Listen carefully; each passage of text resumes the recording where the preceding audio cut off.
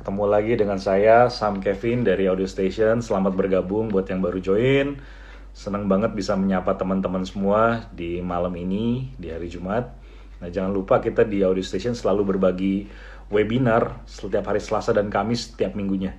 Tujuannya buat biar kalian bisa memperlengkapi diri, menambah wawasan, dan nggak bosen selama lockdown di rumah ya. Nah, kali ini saya mau undang satu pembicara yang menarik banget.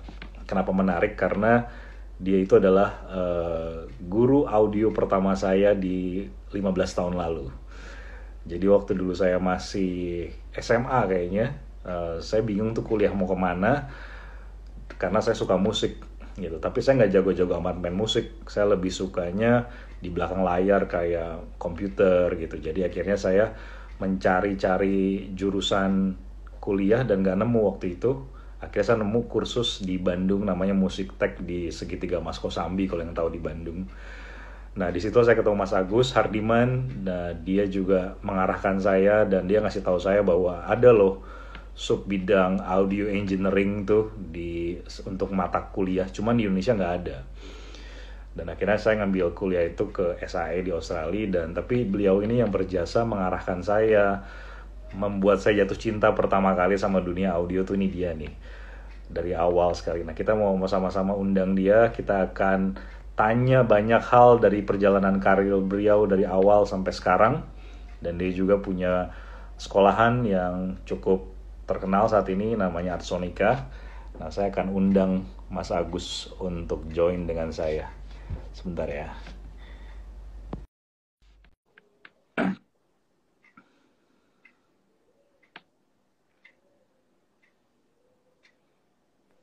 Halo, Halo Mas Agus, apa kabar?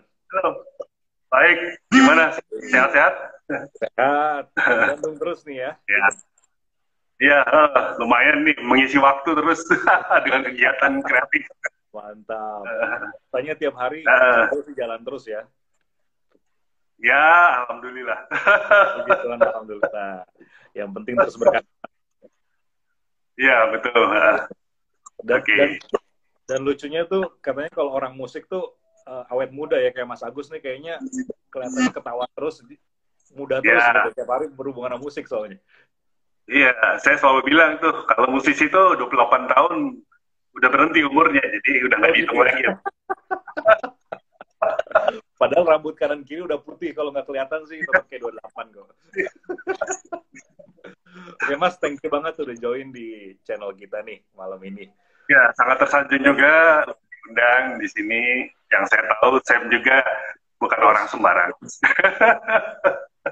Bukan laki sembarangan. Ingat dulu ya di panggung ya. Iya. Makanya tadi saya baru cerita kan, kita ketemu kayak 15 tahun lalu waktu saya masih kecil banget kayaknya tuh, masih masih nggak ngerti apa itu rekaman gitu ya. Mas Agus ngajarin kan dari sonar kali masih dulu ya. Saya inget banget tuh sonar sonar sonar satu Saya sonar ingat, dua ya. Sam, saya ingat loh Iya apa gambaran kamu dan ruangan waktu ada kamu itu. gitu ya, masih inget ya. Jadi kamu tuh duduk di tengah, nggak ada orang kan? Kita belajar Iya sendiri kan? Tapi iya di iya. tengah kamu itu mata yang berbinar-binar dan badannya gua kayaknya Bener. passion banget di musik gitu. Nah itu Mas, ya, yang menurut saya yang paling berjasa tuh salah satunya di karir saya tuh Mas Agus, karena Amin. edukator menurut saya tuh bukan cuman tujuan utamanya bukan ngajarin ilmu sih, tapi memancing passion itu utama. Betul. Karena kalau passion Ya, nggak ada, anak tuh bisa nyari apapun sendiri dari manapun ilmunya, tapi menyimpulkan passionnya itu yang buat saya utama dari seorang edukator, dan Mas Agus tuh berhasil banget ya, membakar passion saya dari dulu. Sampai sekarang udah konsisten Mas, berapa tahun Mas di edukasi ini Mas? edukasi sebenarnya resmi ngajar itu dari tahun 97. Wow, 97 ya. 97.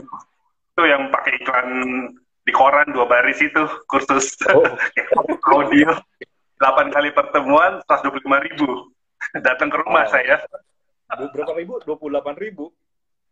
125.000, Oh, 8 kali 125.000. pertemuan. Saya datang ke rumahmu. Buset. Ya, zaman dulu. Itu juga yang ngingetin, bukan saya, ada murid saya yang ngingetin, Sam. Iya. Pak, Iya, iya, ingat iya. nggak? Bayarannya 125.000 untuk 8 kali pertemuan. Saya harus datang 8 kali pertemuan loh. Oh gitu, oh iya benar. Ya ya, kayaknya ya. Jadi, Iya, iya. passion ya. Saya senang juga mengajar, entah kenapa dari awal memang saya kalau nggak ngajar ada yang kurang gitu. Gitu ya. Panggilan hidup Iya, itu namanya, Mas. iya, betul Tapi sepertinya. Tapi saya ingat sih Mas Agus tuh kalau ngajarin memang paling sistematis dan bikin mudah dimengerti gitu sama kita gitu. Jadi Oh, iya. memang itu penting sih. Ya. Hmm. Sampai sekarang kayaknya muridnya udah ribuan kali Mas ya? Wah, nggak pernah ngitung sih. Nggak pernah ngitung ya. Iya, iya. Oh, Kalau kalau nggak resmi banyak soalnya. iya, Dari YouTube channel kan banyak juga itu. betul, betul. Kalau di Ya. Arsonica sendiri sekarang udah berapa cabang, Mas? Sekarang sih ada 4. Ada 4. Jadi di Kelapa Gading pusatnya, terus ada di Alam Sutra, ya. Oke. Terus ya ada di Tangerang, ya. Terus ada di Durensawit, Jakarta Timur. Sawit. Ya, ya sebenarnya sih kita kerjasama lah ya, konsepnya kerjasama. Gitu. Sama. Oke. Ya. Di situ tuh kelasnya buat entry level atau buat profesional, Mas? Ya, jadi memang 50% tuh entry level, 50% tuh profesional. Jadi ada yang memang belajar di situ untuk langsung kerja, atau bahkan ada yang udah dikerja sebagai engineer tapi belum itu kursus gitu. Jadi ini juga tuh, jadi udah dapat kerjaannya baru belajar. Baru belajar, ya. Ada belum udah masuk, udah terima. Iya, Gitu. Ya, tapi kebanyakan kalau orang belajar digital audio musik ini tuh karirnya apa sih Mas? Peluang karir di masa depan tuh apa aja sih yang mungkin bisa jadi Kak? Iya, jadi memang sebenarnya sangat banyak. Karena apa? Apapun yang butuh audio, itu kerjaan kita.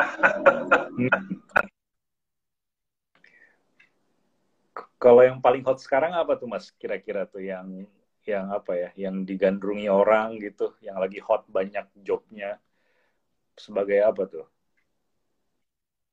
Saya yang telepon, bapak saya yang telepon. Oke. Ya, jadi apapun yang ada bunyinya itu kerjaan kita. Nah, itu jadi sangat luas. Jadi bisa kita jadi arranger musik, membuat aransemen musik, bisa sebagai recording engineer, bisa sebagai musisinya, bisa sebagai mixing engineer, mastering engineer, bisa bikin musik untuk film scoring, bisa jingle maker, bisa bikin musik untuk company profile, bisa bikin musik bumper, ya pokoknya semua yang ada bunyi. Ya. Ya, sebenarnya itu kalau itu bisa banyak yang dikerjain lah. Iya. Terus sekarang kan lagi happening tuh semua pengen jadi YouTubers, Mas. Perlu juga nggak belajar audio digital tuh? Dalam hal apa? Sebagai musisi YouTube. Gitu. Musisi YouTuber sekarang kan? Oh, musisi YouTubers. Ya perlu. Ya. Jadi karena memang kan kalau dulu kan kita cukup main di panggung, udah ada orang-orang yang mengurusi bagian mixingnya kan. Seperti saya juga mixing live gitu ya. Nah, tapi kalau sekarang YouTubers tuh akhirnya kita berkreasi sendiri, akhirnya harus menjalani banyak profesi. Jadi bukan cuma main musik, tapi juga ternyata harus jadi engineer juga. Itu yang akhirnya jadi PR supaya kualitas audionya bersaing dengan yang lain. Ya. Iya, gitu. Benar banget Mas. Ini cocok dengan webinar saya minggu lalu tuh. Saya kan juga membahas perkembangan studio dari zaman dulu sama sekarang. Kalau zaman dulu tuh studio ada banyak ruangan, control room, ada studio room, karena artis-artis, engineer gitu kan. Kalau sekarang artis dan engineer jadi satu gitu. Jadi satu ruangan aja buat semua. Jadi semua dituntut untuk bisa ngerti dari A sampai Z. Benar nggak sih Mas? Betul sekali. Jadi begitu keadaannya, dan apalagi kliennya juga meminta begitu sekarang. Ya, jadi maksudnya memang klien kalau dulu masih, Gus, tolong bikinin aransemen, nanti mixnya di mana? Gua tanya, oh itu nanti di si A.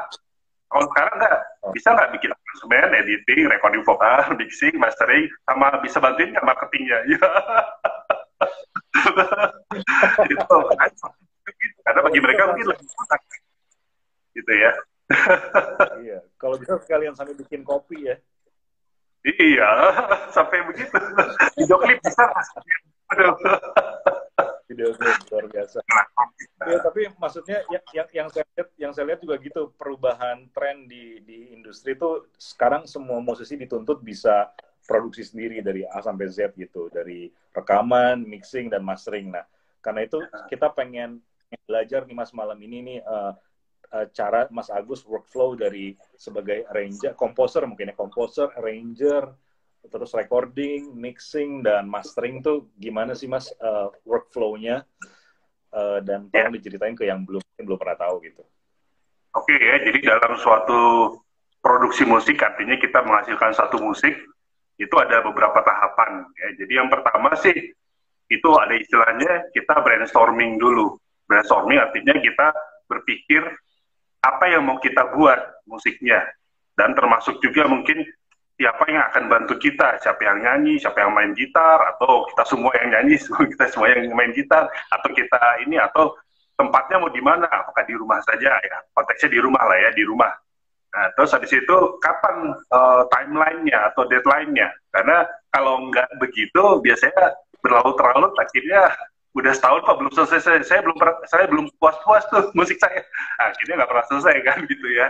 Nah, jadi itu pertama kita itu dulu tentukan apa lagu yang mau di ini, dan kemudian ya infrastrukturnya lah untuk membuat lagu tersebut. Nah, kalau udah baru kita masuk ke tahap aransemen.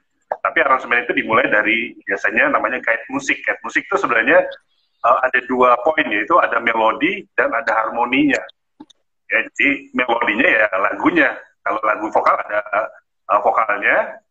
Kalau lagu instrumen ada instrumen vokal sama harmoninya yang pegang chordnya. Bisa gitar, bisa piano. Nah, habis itu ada ketiga ritmenya, ritm yang simple. Jadi guide musik itu sebenarnya cuma 3 track. Tapi itu yang simple.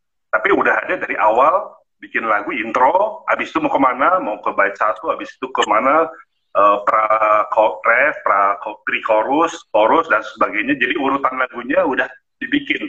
Nah, supaya apa? Supaya kita dapat gambaran, oh lagu kita tuh ternyata nanti harus klimaksnya di bagian mana, kapan harus turun, ya dinamikanya kita bisa susun karena kita udah tahu overall-nya, ya.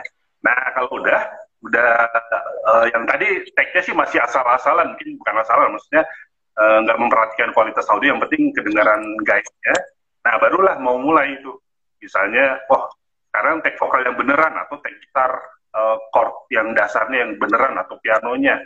Tag dari awal sampai akhir. Nah kemudian ada editingnya, jadi diedit. Biasa itu rekayasa digital itu adalah orang yang mainnya nggak sempurna pun bisa jadi sangat sempurna. Ya emang nggak mau memang begitu. Jadi diedit, akhirnya udah jadi musiknya ya vokalnya tag. Nah vokal tag juga bukan sekali jalan atau 2 kali. Kadang-kadang kalau di produksi bisa sampai 3 jam atau bahkan sampai 6 jam. Hanya untuk satu lagu. Kenapa? Karena setiap suku kata atau kata itu benar-benar dicek bagus atau enggaknya. Ya, nah itulah yang sering miss dari orang-orang, bahwa mereka menganggap, oh nanti di mixing aja kita perbaiki masalah-masalahnya. Tuh nanti kan ada tukang sulapnya mixing. Nah itulah yang bikin masalah, karena nanti kualitas musiknya jadi nggak maksimal. Ya, jadi sebaiknya sih awal itu kita baru rekaman pun kita udah mencapai misalnya di atas 50%, misalnya 70% dari hasil. Nah itu ya, jadi supaya apa, nanti waktu mixing kita nggak terlalu ini, karena lebih susah untuk dapat data yang bagus daripada mixing gitu. Ya, jadi kalau bisa di awal pun, kalau misalnya kamu rekam gitar akustik terus bunyinya nggak enak, nggak seperti yang ya kamu harus cari cara gimana supaya posisinya dirubah, mic-nya diubah posisinya, tempatnya dirubah, dan cara main kamu dirubah sampai dapat mendekati yang hasil akhir. Itu kamu akan lebih bagus nanti hasilnya. Habis editing, semua udah rekaman, apapun yang kamu mau bikin itu udah direkam. Jadi istilahnya multi track ya, banyak track. Nah masuklah setelah editing selesai, masuk ke mixing. Jadi mixing itu banyak hal ya. yang paling basic adalah balance volume. Jadi mana yang harus lebih keras, dan di bagian mana dia harus keras, di bagian mana dia harus nggak keras. Kemudian balance frekuensi dari bass, mid, sama high-nya, gimana supaya kedengarannya enak, ya. Terus hal-hal lain, misalnya ambience-nya, ya. Nanti ada lagi yang lebih dalam, misalnya tentang punch-nya, tentang soul-nya, ya, soul dari musiknya, atau kreatif mixing-nya. Nah, udah selesai mixing, kadang-kadang kita kalau langsung mix down atau selesai render, kok masih ada yang kalah dengan lagu yang luar, nah, karena memang ada satu tahap lagi, itu mastering. Mastering itu udah bukan multi-track, tapi udah jadi satu file stereo. Nah, kita sekarang lebih technical. Ya, jadi kalau mixing itu lebih seni, karena gimana rasa seni kita, oh kita mau taruh begini, jadi lebih ke seni. Kalau mastering lebih kita membandingkan dengan saingan kita. Ya, kita bilang saingan karena apa? Nanti lagu kita akan masuk playlist dengan yang genrenya kira-kira sama. Nah, apakah bisa bersaing? Kalau bisa, lebih bagus daripada yang ada di pasaran. Nah, itu makanya perlu mastering lagi. Ya, itu banyak hal. Bisa dari frekuensi lagi, balance secara overall, bisa dari loudness-nya, kerasnya, bisa dari stereo image-nya, bisa dari lain-lainnya gitu. Nah, akhirnya setelah mastering, akhirnya kita mix down, itulah jadi hasil lagu yang final. Oke, kayaknya di YouTube-nya Mas Agus juga banyak banget ya tentang tips untuk recording, mixing, mastering. Jadi kalian yang belum tahu proses itu bisa langsung masuk ke YouTube-nya Artsonica ya, Mas ya? Betul, untuk di YouTube. Ya. Oke. Tapi kan tujuan kita di webinar malam ini tuh biar bisa interaktif dan interaksi sama teman-teman yang nonton. Jadi jangan lupa guys, kalau mau pada pertanyaan langsung aja di komen, nanti saya akan bantu moderasi buat nanya langsung ke Mas Agus gitu. Nah, sambil nunggu pertanyaan nih Mas, kira-kira kalau apa sih alat andalan Mas Agus Hardiman saat ini nih? Alat audio apa yang nggak boleh lepas gitu dari Mas Agus nih saat ini?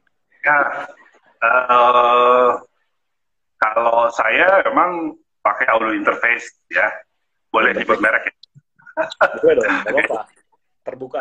Saya pakai Apogee Duet 2 gitu ya, karena memang kualitas audionya bagus, kemudian ya dynamic range-nya juga bagus, ya, terus juga fiturnya tuh, jadi di panelnya soundcard-nya itu kita bisa set, bisa lihat inputnya dalam bentuk LED gitu, ya itu membantu, jadi kita nggak perlu lihat di software gitu. Nah itu Apogee Duet ya.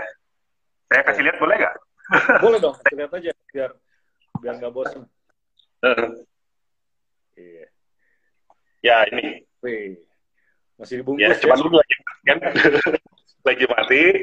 Ya ini ada juga audio interface namanya Icon 4 Nano ya. Jadi di sini ya tadi atau saya dan anak saya itu Bunga udah coba tes, nanti saya dengerin itu hasilnya. Dan nanti mungkin sampel audio hasil rekaman tadi di kamar dengan banyak orang lewat di depan rumah, nanti saya upload ke YouTube Artsonica ya. Jadi ini tadi kita rekam mic, kemudian di sini ada MIDI controller. Jadi MIDI controllernya adalah misalnya di sini ada icon iKeyboard X ya. Nah ini memang 25 keys ya, tapi dia keunggulannya dia punya namanya DAW transport ya. Jadi kita kalau kerja pakai mouse kadang-kadang jadi terhambat, makanya banyak orang pakai shortcut keyboard kan. Nah, tapi ini lebih mudah lagi karena ini dekat dengan keyboard, jadi kita bisa play, record, stop ya, terus transpose ya, terus bisa bikin automation kalau mixing, write, read, endingnya diatur ya. Terus ini kita kalau mau pindah ke channel, misalnya di lagu kita ada 32 channel, nah kita bisa pindah tuh per 8 channel atau per channel ya, terus bisa solo, mute dan sebagainya itu ya. Itu jadi ini namanya MIDI controller, lalu audio interface ya, ini yang ini misalnya, kemudian ya headphone, di sini ada headphone ya, ini ada icon HP 200 ya. Nah itu kemudian ya, tentu saja ini, nah jadi ini kita rekaman di kamar aja ya, atau di rumah lah gitu ya.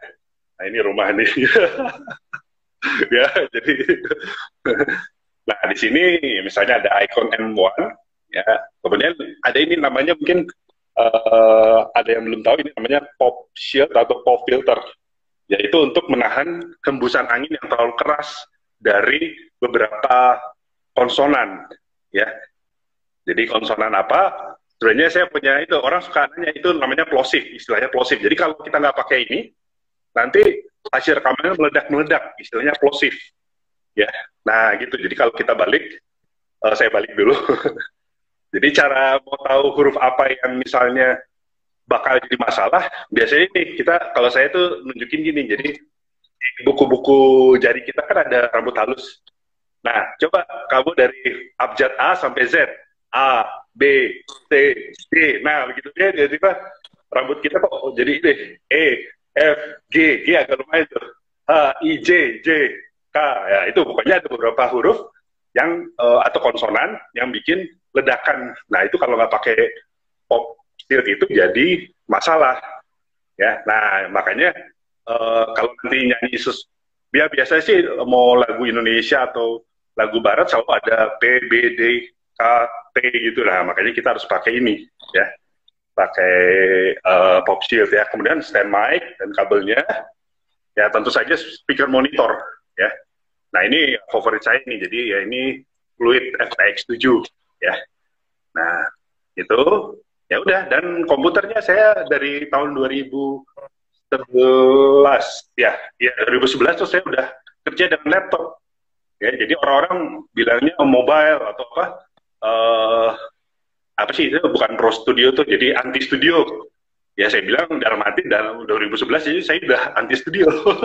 Jadi benar-benar saya bawa ransel isinya cuma laptop, sound card dan headphone gitu, ya. Nah itu kira-kira ya. Ini ada mic lagi yang lain, ada Lewitt, kemudian ada mic dynamic dari Lewitt, ya itu ya. Oh ya, ini ada satu lagi, cuman ini di bawah mic headphone vokal. Oke, itu buat mixing Mas ya? Ya, betul. Nah, itu kan Mas rekaman semua, sekarang rata-rata tuh rekaman semua produksi di rumah gitu Mas, yang nggak proper akustiknya. Mas Agus juga produksi juga untuk profesional tapi tetap di rumah. Ada tips nggak gimana cara rekaman biar di rumah tapi hasilnya bisa profesional Mas? Dan pakai alat sederhana. Masalah di rumah itu sebenarnya yang awal tuh sebenarnya noise lingkungan dulu. Noise lingkungan ya itu, kalau kita diem aja, wah kok ini bunyinya ya, misalnya ada orang lewat, ya bukan orang lewat, motor lewat, ada apa, terus ada keramaian apa, kok kalau bisa kedengeran. Nah itu sebenarnya salah satu sumber masalah utama. Karena apa? Nanti kita rekaman biasanya pakai mic condenser, ya. Namanya mic condenser itu mic yang kenapa biasanya sekarang ya, dan mic boleh juga, sangat boleh, dan bisa jadi solusi kalau ruangannya sangat ribut. Tapi biasanya kondenser karena frekuensinya lebih detail, dari low sampai high, kemudian teksnya atau awalnya bunyi itu dia benar-benar detail. Nah, makanya orang tetap pakai mic condenser, tapi masalah itu biasanya diatasi ya paling pertama cari waktu yang sepi dulu. Ya. Jadi cari waktu yang sepi. Nah, jadi jangan maksain, jam berapa pas lagi rame kita maksain rekaman, ya udah pasti susah, walaupun bisa nanti ada noise reduction, tapi namanya kita kasih noise reduction seperti orang sakit dikasih obat, dia nggak akan seperti orang sehat gitu ya. Nah jadi itu pertama, cari waktu yang emang sepi. Kedua, cari di rumah kamu yang memang paling sepi. Mungkin itu tempat yang nggak enak, tapi nah, kalau emang itu lebih sepi, nah itu dulu ya. Nah kedua, kalau udah di tempat yang sepi, nah biasanya ada masalah ini pantulan ruangan ya. Nah itu yang paling sering, karena apa, ada dinding-dinding ya. Nah mungkin nanti bisa cek juga di channel YouTube-nya Audio Station, karena ya Sam juga sebenarnya pakar dari ini acoustic treatment. Nanti bisa cek sana. Nah kalau saya sih intinya coba pertama itu pantulan. Nah kenapa pantulan masalah itu? Karena waktu kita rekaman, misalnya ada mic di depan kita, waktu kita nyanyi, dia selain masuk ke mic, ada juga yang mantul ke dinding, terus masuk ke mic, dan itu lebih telat, berapa menit detik. Nah, jadi suaranya jadi nggak fokus, plus kedua kayak ada ruangannya. Sedangkan nanti kita pingin bikin misalnya mixingnya kayak di gedung konser, tapi kalau udah ada bunyi ruangan kita, nggak akan bisa dihapus ya, walaupun ada namanya isotop bikin reverb bisa dihapus juga, tapi maksudnya biasanya susah lah gitu. Nah, jadi itulah pantulan dulu yang ditalangi. Misalnya solusinya, misalnya pakai, ya ini cara preman kan, jadi cara preman ya pakai rak buku, pakai rak pakaian, pakai korden, atau malah ada yang pakai kasur. Ya. Jadi taruh kasur aja di sekeliling tek gitu, setidaknya udah meredam gitu ya. Bukan meredam, mengabsorb ya. Jadi supaya hasil rekamannya lebih bersih lah. Nah itu dulu. Jadi terus nanti cari posisi dulu ya. Satu tips mungkin ya. Kita kalau di kamar udah dapat yang paling sepi dan waktu yang paling sepi, jangan berasumsi bahwa posisi yang paling enak tuh yang secara visual enak. Jadi kadang-kadang orang kan, oh gua enak posisinya di sini. Ya secara gambar, bukan gambar, maksudnya secara posisi enak sih. Tapi belum tentu itu yang paling enak. Jadi caranya tes aja rekam. Biasanya di tengah, di sudut ini, sudut mana. Nah, nanti ada, kita dengerin hasil rekamannya, nanti ada yang, wah, kok ini lebih enak di sini. Baik mau tek vokal, tek gitar. Jadi posisi itu mungkin aneh, mungkin tiba-tiba ngalangin pintu. Tapi kalau di situ bagus, ya itu yang kita pilih. Ya, jadi kita sediain waktu untuk eksperimen dengan ruangan yang ada. Jadi kita maksimalin. Siapa tahu sebenarnya yang tempat kamu biasa rekam itu sebenarnya nggak belum maksimal, tapi sebenarnya di rumah kamu ada lagi tempat yang lebih maksimal. Itu ya tips sederhananya. Iya, iya. Tadi nyari posisi yang baik atau bagus. Bagusnya tuh dalam hal apa, Mas ya? Kita mana tahu cara ngeceknya gimana, titik ini bagus, posisi ini lebih jelek gitu loh. Nah, itu sebenarnya percaya ke telingamu aja. Ya. Jadi hal teknis apa, percaya ke telinga. Semua orang awam tuh pasti bisa denger itu. Pas diri loh, kok Mas di sini memang enak ya? Ya nggak bisa dijelasin, memang bisa dijelasin sih. Oh, karena pantulan ini frekuensinya ini bla bla bla. Karena cuman kan maksudnya udah nggak usah terlalu pusing itu. Didengerin kedengeran, kok di sini enak ya? Padahal mainnya sama. Jadi pastikan main yang sama. Loh, ada nanti. Jadi enak menurut telinga kita sendiri aja. Itu simpel. Iya, paling aman sih mungkin yang paling minim pantulan ya Mas, karena biar reverb-nya itu bisa dari plugin software lah ya. Lebih minim pantulan itu lebih aman ngejarnya ke sana. Ya. Pantulannya minim, betul sekali. Ya. Nah ini ada pertanyaan nih Mas, apakah preamp wajib untuk rekaman home recording atau cukup dari sound card saja? Gitu. Ya, nah ini sebenarnya pertanyaan yang atau jawabannya nggak hitam dan putih, ya. Oke, jadi preamp-nya harus disebutin dulu yang mana, karena gini, setiap preamp itu ada kualitasnya, biasanya digambarkan dengan harganya. Kalau kita beli sound card, misalnya anggap aja 2 juta, misalnya ya, 2 juta harga sound card-nya, ya kita bisa menaksir, oh harga preamp-nya misalnya 800.000, ini cuman kira-kira aja 800.000. Nah, terus ada, oh ini ada preamp, berapa harga? 500.000. Ya, secara logika kamu udah bisa tahu tuh. Ya, jadi mau bilang ada harga, ada kualitas kan. Jadi sebenarnya kalau pertanyaan terlalu umum gitu nggak bisa dijawab. Jadi kalau ada orang nanya begitu, preamp bagusan yang bawaan soundcard atau preamp yang eksternal. Saya selalu bilang, sebutkan merek dan tipenya. Nanti baru saya bisa jawab. Karena apa? Ada preamp yang puluhan juta, ada soundcard yang puluhan juta juga. Kalau misalnya preamp-nya 2 juta, preamp eksternal 2 juta, soundcard-nya yang misalnya 30 juta, ya itu preamp soundcard bawaan lebih bagus daripada preamp eksternal. Tapi kalau preamp-nya lebih, ya itulah kira-kira ya. Walaupun nggak selalu harga menjadi patokan, tapi biasanya harga yang lumayan, itu biasanya sama dengan kualitas. Gitu. Tapi ya tetap namanya preamp harus dites semuanya, ya atau dengar sampelnya gitu. Oke Mas, mantap banget penjelasannya. Nah, terus kira-kira bisa boleh tahu ini nggak tips rekaman Mas Agus? Kayaknya mau sharing tentang yang tadi rekaman bunga katanya Mas ya? Anaknya direkam ya? Apa mau dikasih share dikit nggak tips dan triknya gimana selama proses itu tuh? Oke, ya. Jadi ya saya sekalian panggil bunga aja ya. Bunga? Siap. Langsung praktek Mas. Praktek aja. Jadi. Mantap. Ya, jadi ini contohnya. Ini bunga. Halo, say hi dulu. Ya, ini. Apa kabar? Udah lagi. Oh, balik ya, sorry. Nggak bisa lihat, sorry. Oke, Ya, oke. halo. Ya, Halo. Wih, bunga udah besar banget ya.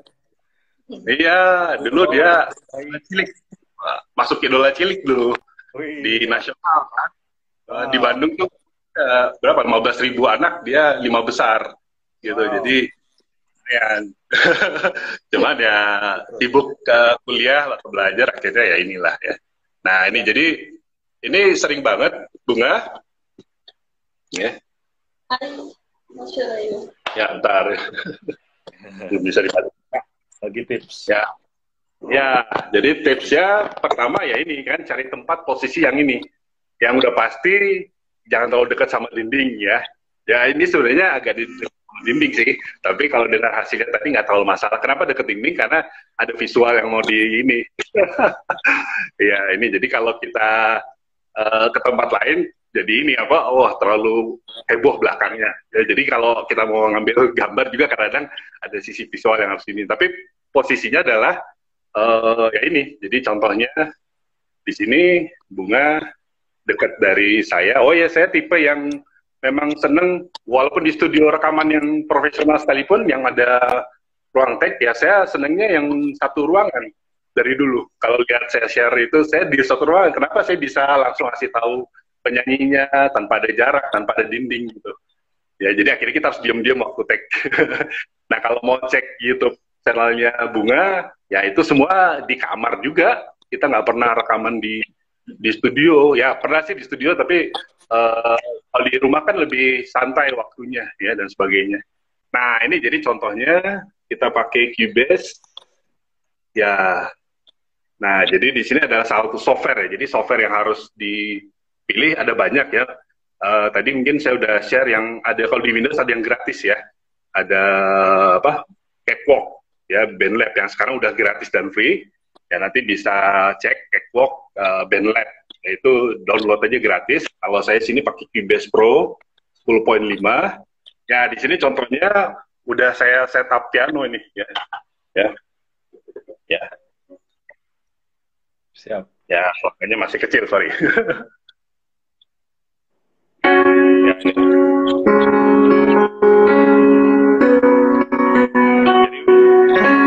nah ini saya bikin atau rekam dalam track virtual instrumen atau MIDI. Ya.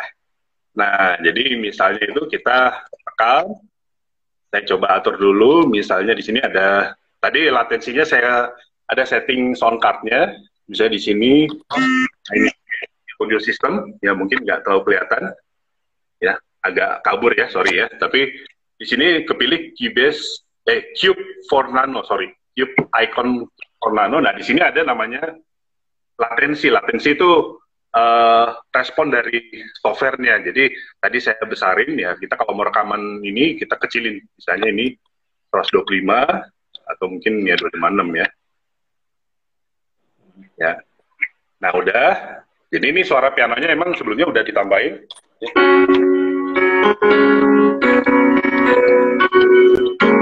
Ya, terus misalnya kita set temponya di bawah sini.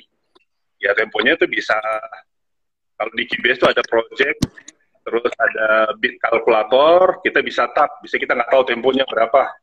Ya, kita bisa ini, tap, tap, tap, tap. Nah, itu jadi akhirnya dapat tuh temponya 60. Ya. Nah, terus kita rekaman. Ya, rekaman.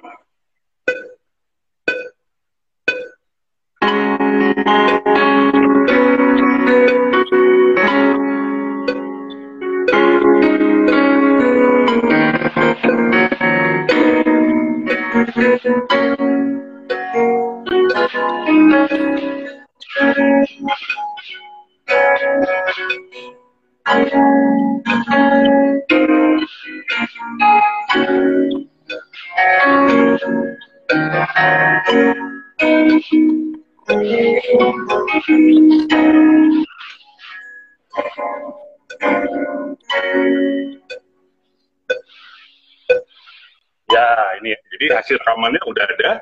Nah, itulah. Jadi mungkin untuk yang belum pernah tahu ya ini, ada datanya bisa kita edit nanti kalau kita mainnya kurang rapi. Ya. Nah, di situ kita siapkan satu track vokal di sini. Nah, terus ya memang kalau rekam vokal berarti kita nanti harus matikan bunyi speaker ini. Ya, di sini bisa di icon ada tombol master buat speaker. Ya, yang ini. Ya, saya bisa matiin. Terus ini ya, ini yang bawahnya ini ada headphone. Sorry, ini ada headphone. Sorry, ini ada headphone, ada volumenya. Jadi kita bisa atur, tapi di speaker kita matikan. Ya. Nah, terus nanti ini sekarang Bunga yang nyanyi. Coba Bunga ini. Oke, ya. Oke, ini Apa? Boleh? Ya, memang harus pakai itu. Ya, pakai headphone-nya. Tes dulu ya. Coba. Yes.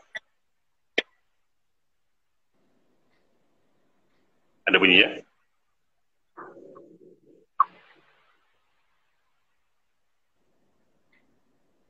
Gak ada intro. Ada? Ya, langsung. Nah, ini cuma buat ini aja. Oke. Oke, sip. Kita rekam ya. Nah, itu jadi kita rekam. Sekarang kita rekam. Ya.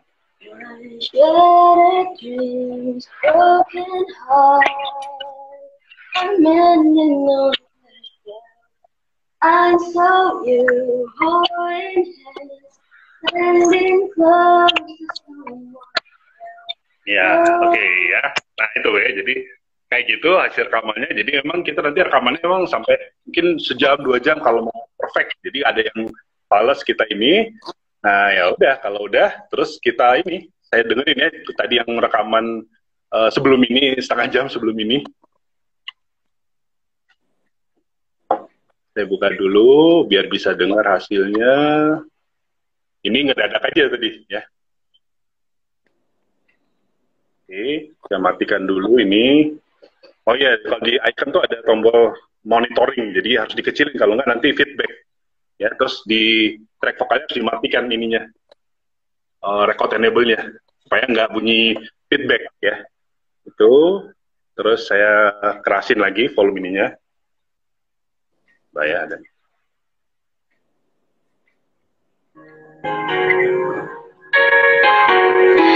My shattered dreams and broken heart.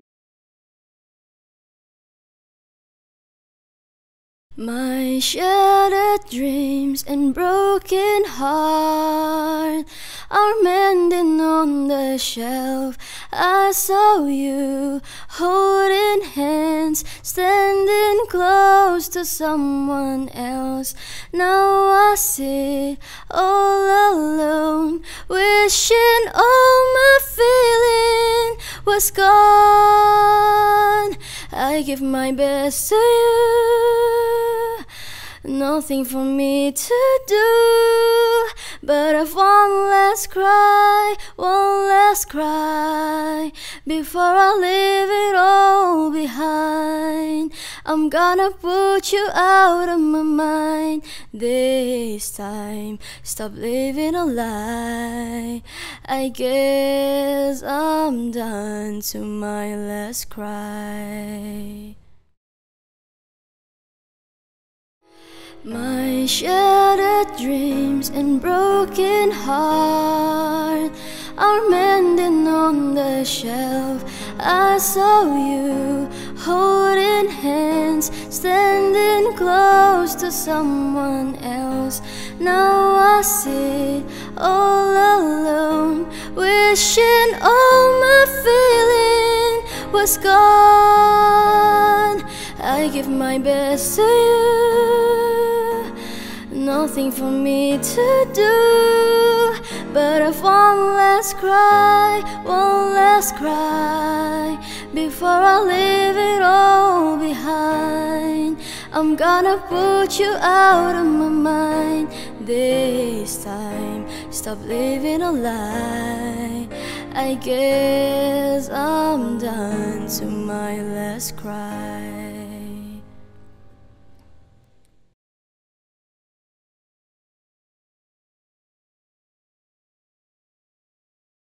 Nah, itu ya, jadi itu hasil mic yang ini, Icon M1. Jadi ini benar-benar mic yang murah gitu ya. Jadi dengan murah pun udah bisa Itu menurut saya hasilnya memang zaman sekarang itu ini ya, memang alat yang murah belum tentu tahan ya, apalagi kalau kita tahu cara memaksimalkannya gitu ya. Oke, saya pindah dulu. Mantep Mas. Saya tertarik tadi waktu Mas Agus pertama ngatur tempo tuh. Kan tempo itu dalam lagu tuh penting sekali menurut saya. Beberapa orang juga bilang itu menentukan mood dan segala macamnya. Gimana Mas tip menentukan tempo yang baik? Kita ini sih mendengar kata hati ya. Feeling ya, pakai hati ya. Jadi kadang-kadang orang kan terpaku dengan ini software. Jadi waktu mau rekaman tuh dia udah langsung kasih angka dulu di softwarenya, misalnya 70, 120. Nah itu yang bahaya karena jadi kita yang ikut dia. Yeah. Harusnya bukan itu. Jadi harusnya kita tuh mikir sambil berapa Nah, gimana supaya software ikut kita? Di semua software dia itu ada fitur tap to tempo. Jadi kita tinggal tap, biasanya spacebar kita ini, nanti dia keluar tuh temponya di AW. Nah, jadi supaya kita yang kontrol, bukan kita dikontrol tempo. Banyak orang langsung pasang, kayaknya 100, ternyata bukan. Nah, kita malah bingung, nggak dapet. Ya itu sih. Betul. Soalnya dulu saya waktu zaman rekaman, saya pernah rekaman Rusahana ya. Cuman kita rubah temponya dikit aja gitu, berubah cuman 3 atau 4 tempo, langsung berubah banget, langsung emosinya berubah. Jadi penting banget sih Mas ya, menentuin itu ya, apalagi sebagai arranger. Bener, jadi kadang-kadang klien tuh request, tolong dong temponya dikurangin 2 BPM. Ya kalau yang nggak ngerti, bedanya nih 70 sama 68 gitu kan. Tapi bagi dia 68 tuh cuma 2 BPM, kalau kita mungkin musisi nggak terlalu itu, tapi bagi berasa dari nafasnya. Lebih ke hatinya berasa Mas ya, feel-nya ya. Mungkin satu lagi yang saya perlu tambahin kalau gitu. Jadi kadang-kadang orang selain tempo, nada dasar. Gimana tuh Mas nentuinnya? Jadi orang itu kadang-kadang ada yang terlalu tinggi atau malah terlalu rendah. Jadi kemampuan atau takut untuk tinggi. Itu yang paling sering. Jadi saya kalau produksi klien atau artis atau siapa, saya kadang-kadang suruh nyoba dia 2 semiton lebih tinggi, 3 semiton lebih tinggi, dicoba dulu. Belum tentu yang dia pilih itu yang benar-benar sebenarnya maksimal keluarnya dia. Nanti pas dia nyanyi yang 2 semiton lebih tinggi atau 3 semiton lebih tinggi, ternyata powernya atau apa. Tapi ada juga yang enggak sih, tapi sebenarnya kita udah coba dulu. Ya. Dan juga kan ada itu ya, bahwa setiap chord itu, setiap nada dasar tuh ada auranya sendiri. Contohnya kita main C mayor sama F sharp mayor itu beda, padahal sama mayor misalnya. Jadi F sharp mayor itu lebih dark, kalau C mayor lebih light. Ada gitu-gitunya. Jadi banyak lagu yang sebenarnya pemilihan itunya yang penting. Contohnya ini satu kemarin baru saya lagi belajar gitar kan. Itu Van Halen. Ya, Eddie Van Halen, tahu nggak dia tuningnya di E flat.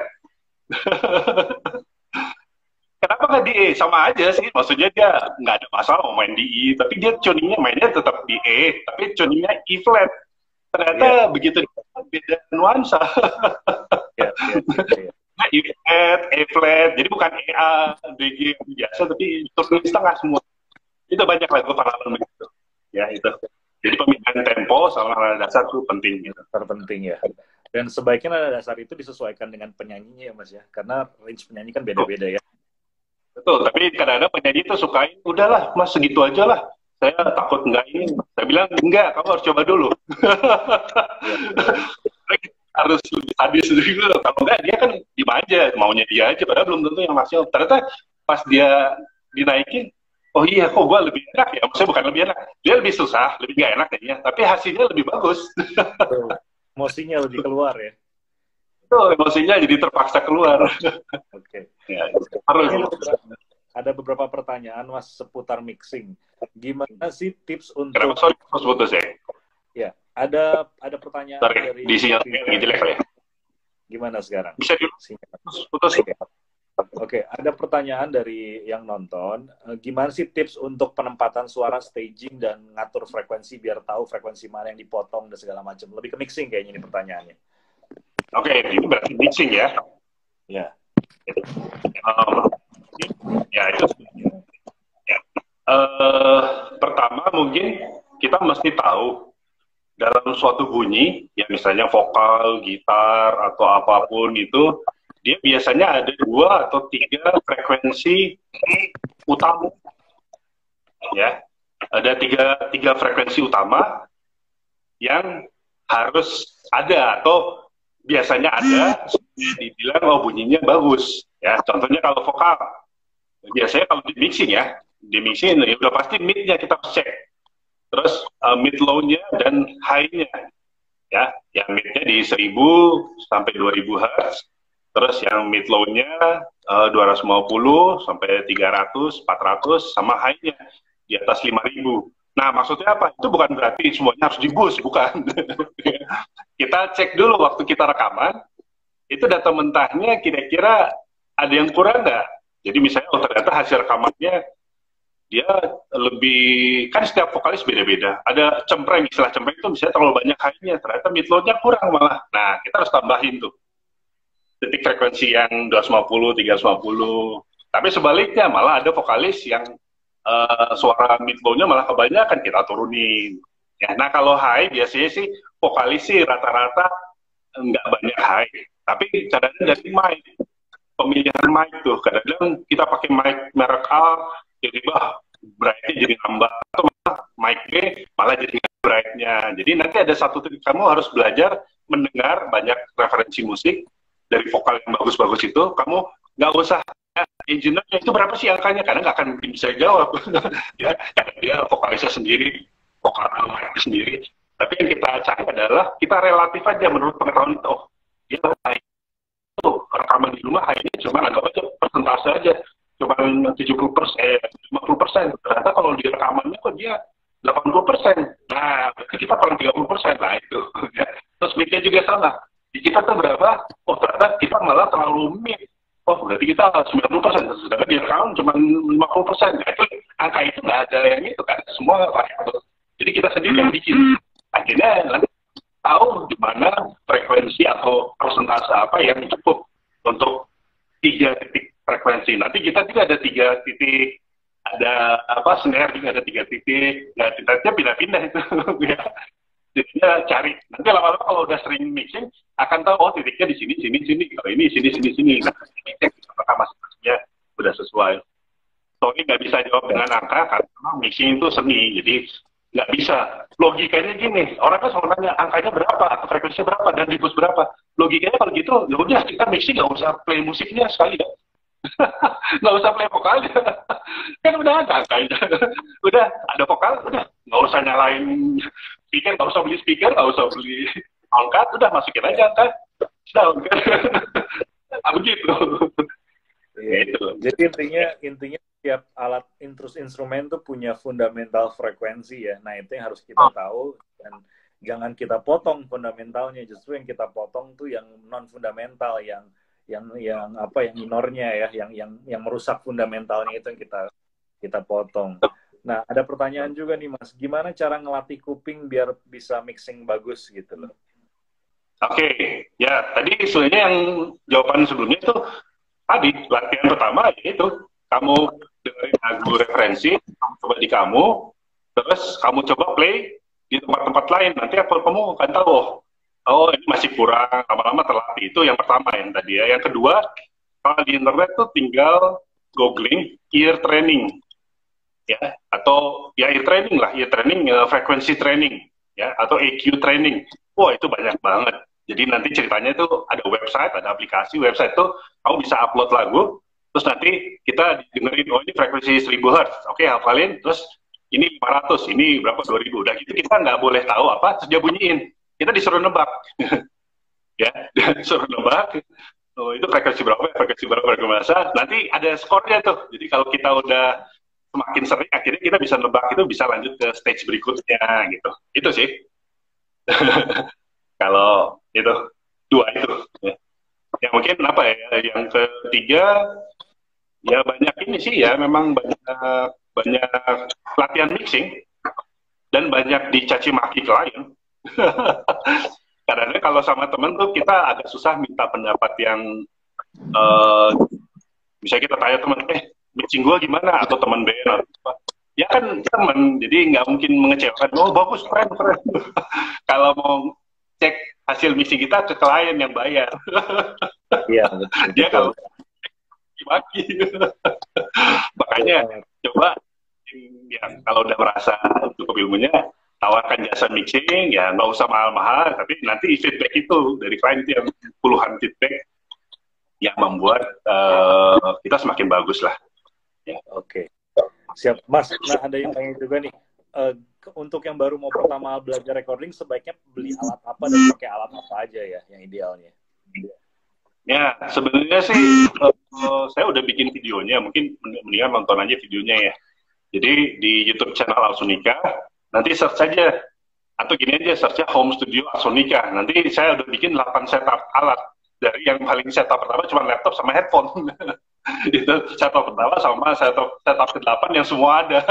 Sampai drum elektrik ada, MIDI controller, preamp, apa semua ada. Ya, jadi, dan saya bikin setup ininya, gambar rutinnya. Gimana dari soal pasang kemana. Jadi, itu termasuk video yang banyak orang lihat. Karena mereka merasa, oh ini lengkap banget ya. Dari setup 1, 2, 3, 4 itu ditambah-tambah alatnya sampai paling full gitu. Dan itu untuk home studio, jadi konteks bukan pro studio, home studio. Ya itu mungkin ada. Home studio YouTube. Ya. Oke Mas, ada pertanyaan lagi nih. Seberapa pengaruh software DAW Ori sama bajakan? Bedanya apa Mas?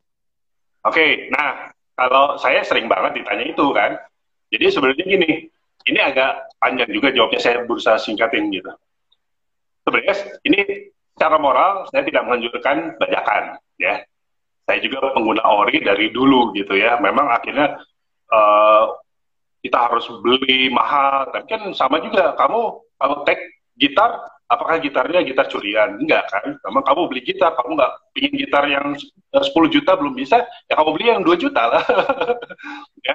Nah, terus software DAW juga sekarang udah free. Tadi saya sebutnya ada Kekok, BandLab kalau di Windows, kalau di Mac tuh ada GarageBand. Jadi ya kalau bisa sih menggunakan. Tapi ini di luar itu, saya mau jawab. Jadi sebenarnya gini, software bajakan, kalau dia hanya menggunakan serial number yang generate dengan itu nggak pengaruh karena nggak rusak dari softwarenya. Tapi ada beberapa software yang pakai proteksi hardware, misalnya iLok atau dongle.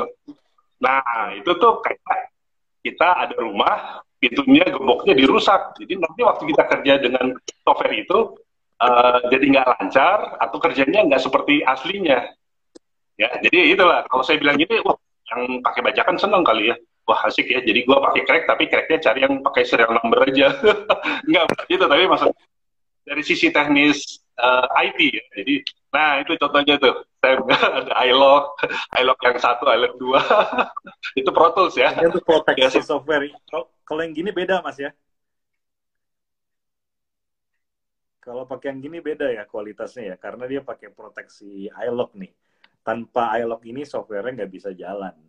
Beda sama beberapa software yang harus pakai serial number. Kalau ini lebih canggih pakai ada tambahan hardware. Gitu. Halo Mas Agus, sinyalnya juga lagi down nih. Kita tunggu ya. Mohon maaf, sinyalnya di Bandung. Terus juga ada pertanyaan. Nah, kayaknya putar-putus, saya lanjutin aja teman-teman ya. Ada pertanyaan juga, hardware berpengaruh nggak sama hasil akhir dibandingin software? Nah, jawabannya pasti kalau hardware itu yang asli kan, karena software itu mensimulasi yang hardware. Pasti ada perbedaan. Tapi apakah lebih bagus atau enggak? Jawabannya adalah bukan itu, tapi lebih cocok mana gitu. Ada beberapa musik lebih cocok dengan hardware karena memang karakternya butuh yang agak tebel atau agak kotor gitu suaranya, agak grunge. Tapi ada beberapa musik kayak contohnya electronic music digital lebih butuh dan lebih cocok yang digital, lebih bersih, lebih clean. Jadi bukan lebih baik atau lebih enggak, tapi lebih cocok mana. Dua-duanya itu baik, punya plus minusnya masing-masing. Saya coba undang Mas Agus kembali ya. Sebentar. Nah, belum ada dia. Oke guys, kebetulan juga waktunya sudah habis. Mohon maaf belum bisa jawab semua pertanyaan. Tapi kita akan ada lagi part 2-nya sama Mas Agus kemungkinan di beberapa minggu ke depan, dan terus saksikan juga, pantengin di channel kita, karena tiap Selasa dan Kamis kita akan bawa pembicara-pembicara expert yang di industri gitu. Kita akan minta mereka untuk sharing selama pandemi ini biar bisa memberkati teman-teman semua juga. Dan pantengin terus, dan sampai ketemu lagi di lain kesempatan. Semangat dan God bless you.